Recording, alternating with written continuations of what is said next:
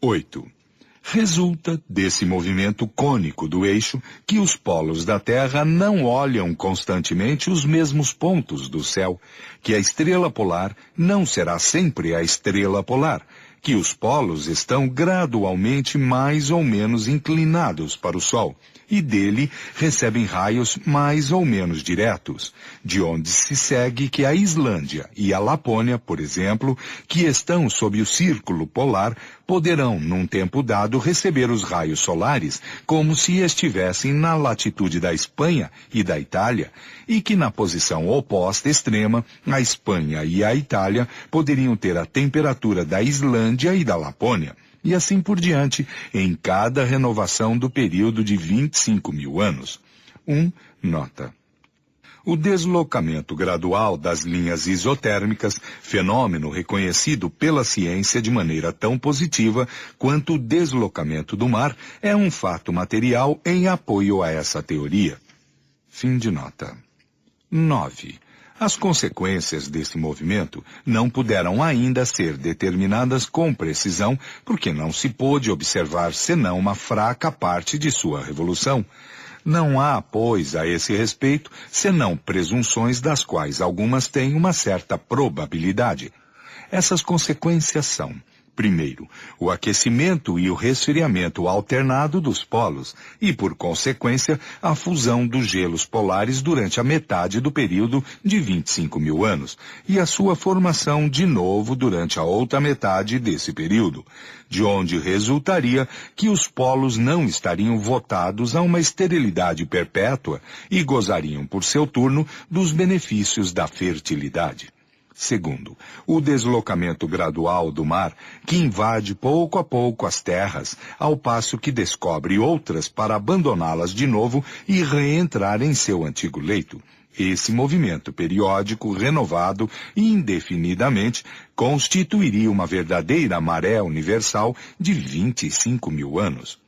A lentidão com a qual se opera esse movimento do mar torna-o quase imperceptível para cada geração, mas é sensível ao cabo de alguns séculos.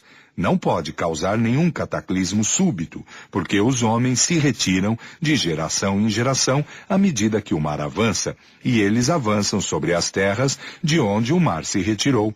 É a esta causa mais que provável que alguns sábios atribuem a retração do mar sobre certas costas e a sua invasão sobre outras. 10. O deslocamento lento, gradual e periódico do mar é um fato adquirido pela experiência e atestado por numerosos exemplos sobre todos os pontos do globo. Tem por consequência a conservação das forças produtivas da Terra. Essa longa imersão é um tempo de repouso durante o qual as terras submersas recuperam os princípios vitais esgotados por uma produção não menos longa. Os imensos depósitos de matérias orgânicas, formadas pela permanência das águas durante séculos e séculos, são adubos naturais, periodicamente renovados, e as gerações se sucedem sem se aperceberem destas mudanças. Nota. Entre os fatos mais recentes que provam deslocamento do mar, podem citar-se os seguintes. No Golfo de Gasconha, entre o velho Sulac e a torre de Corduan, quando o mar está calmo, descobre-se no fundo da água lanços de muralha. São os restos da antiga e grande cidade de Naviomagos, invadida pelas ondas em 580. O rochedo de Corduan, que estava então ligado à costa, está agora a 12 quilômetros. No Mar da Mancha, sobre a costa do Havre, o mar ganha cada dia terreno e mina as fragas de Saint-Adresse, que desmoronam pouco a pouco. A 2 quilômetros da costa, entre Saint-Adresse e o Cabo de Reve, existe o Banco de Eclat, outrora descoberto e reunido à terra firme. Antigos documentos constatam que sobre esse sítio, onde hoje se navega, havia a aldeia de Saint-Denis, chefe de Caux. O mar tendo invadido o terreno no século XIV, a igreja foi engolida em 1378. Pretende-se que se lhe veem os restos no fundo das águas num tempo calmo. Sobre quase toda a extensão do litoral da Holanda, o mar não é retido senão à força de diques que se rompem de tempos em tempos. O antigo lago Flevo, reunido ao mar em 1225, forma hoje o Golfo de Zuiderzee. Essa irrupção do oceano engoliu várias aldeias. Segundo isso, o território de Paris e da França seria um dia de novo ocupado pelo mar, como já o foi várias vezes, assim como provam as observações geológicas. Então, as partes montanhosas formarão ilhas, como são agora Jersey, Guernsey e a Inglaterra, outrora contíguas ao continente. Navegar-se-á acima das regiões que se percorrem hoje em caminhos de ferro. Os navios abordarão em Montmartre, no Monte Valérien, nos outeiros de Saint-Cloud e Meudon. Os bosques e as florestas onde se passeia serão sepultadas sob as águas, recobertas de lodo e povoadas de peixes em lugar de pássaros. O dilúvio bíblico não pôde ter esta causa, uma vez que a invasão das águas foi súbita e a sua permanência de curta duração, ao passo que de outra maneira fora de milhares de anos e duraria ainda sem que os homens disso se apercebessem. Fim de nota. Cataclismos futuros. 11. As grandes comoções da Terra ocorreram na época em que a crosta sólida, por sua pouca espessura, não oferecia senão uma fraca resistência à efervescência das matérias incandescentes do interior. Viu-se diminuir de intensidade e de generalidade à medida que a crosta se consolidou. Numerosos vulcões estão agora extintos, outros foram recobertos pelos terrenos de formação posterior. Certamente poderiam se produzir ainda perturbações locais em consequência de erupções vulcânicas, da abertura de alguns novos vulcões, de inundações súbitas de certas regiões. Algumas ilhas poderiam sair do mar e outras afundarem-se. Mas o tempo de cataclismos gerais, como aqueles que marcaram os grandes períodos geológicos, está passado.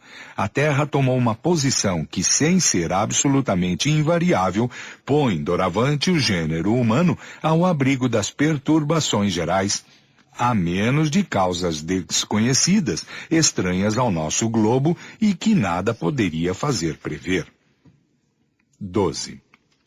Quanto aos cometas, hoje se está plenamente tranquilizado sobre a sua influência, mais salutar que nociva, naquilo que parecem destinados a abastecer, se assim se pode exprimir, os mundos, transferindo-lhes os princípios vitais que juntaram durante o seu curso através do espaço e na vizinhança dos sóis.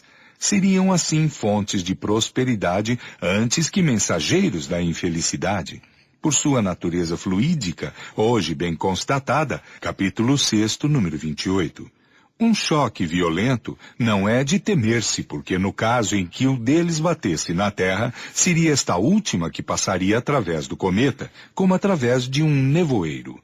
Sua cauda não é mais temível, não é senão a reflexão da luz solar na imensa atmosfera que a cerca, uma vez que está constantemente dirigida para o lado oposto ao Sol e muda de direção segundo a posição deste astro. Essa matéria gasosa bem poderia também, em consequência da rapidez de sua marcha, formar uma espécie de cabeleira, como a esteira depois do navio, ou a fumaça de uma locomotiva. De resto, vários cometas já se aproximaram da Terra sem lhe causar nenhum dano, e em razão de sua densidade respectiva, a Terra exerceria sobre o cometa uma atração maior que o cometa sobre a Terra. Só um resto de velhos preconceitos poderia inspirar medos sobre a sua presença. 1. Nota. O cometa de 1861 atravessou a rota da Terra a 20 horas de distância antes desta, que se encontrou mergulhada em sua atmosfera sem que disso tenha resultado nenhum acidente. Fim de nota. 13. É necessário, igualmente, relegar entre as hipóteses quiméricas a possibilidade do encontro da Terra com outro planeta. A regularidade e a invariabilidade das leis que presidem ao movimento dos corpos celestes tiram a esse encontro toda a probabilidade. A Terra, todavia, terá um fim como? É o que está no domínio das conjecturas, Como, porém, ela ainda está longe da perfeição que pode alcançar e da velhice, que seria um sinal de declínio, os seus habitantes atuais estão assegurados de que isso não será no seu tempo. Capítulo 6, números 48 e segue. 14. Fisicamente, a Terra teve as convulsões de sua infância. Doravante, ela entrou num período de estabilidade relativa, no do progresso pacífico que se cumpre pelo retorno regular dos mesmos fenômenos físicos e o concurso inteligente do homem. Ela, porém, ainda está no meio, no trabalho da produção do progresso moral. Aí estará a causa de suas maiores comoções, até que a humanidade tenha suficientemente progredido em perfeição pela inteligência e coloque em prática as leis divinas. As maiores perturbações serão as causadas pelos homens, mais do que pela natureza. Quer dizer, serão mais morais e sociais do que físicas. Aumento ou diminuição do volume da Terra. 15. O volume da Terra aumenta, diminui ou é estacionário? Em apoio do crescimento do volume da Terra, algumas pessoas se fundam sobre o fato de que as plantas tornam ao Sol mais do que deles tiram, o que é verdadeiro num sentido, mas não no outro. As plantas se nutrem tanto e mesmo mais das substâncias gasosas que aurem na atmosfera, quanto daquelas que aspiram por suas raízes. Ora, a atmosfera faz parte integrante do globo. Os gases que a constituem provêm da decomposição dos corpos sólidos, e estes, em se recompondo, tomam-lhes o que lhes dera. É uma troca, ou antes, uma transformação perpétua, de tal sorte que o crescimento dos vegetais e dos animais, se operando com a ajuda dos elementos constitutivos do globo, seus restos, por consideráveis que sejam, não acrescentam um átomo à massa. Se a parte sólida do globo aumentasse por essa causa de maneira permanente, sê-lo-ia às expensas da atmosfera, que diminuiria outro tanto e acabaria por ser imprópria à vida, se ela não recuperasse pela decomposição dos corpos sólidos o que ela perde para sua composição.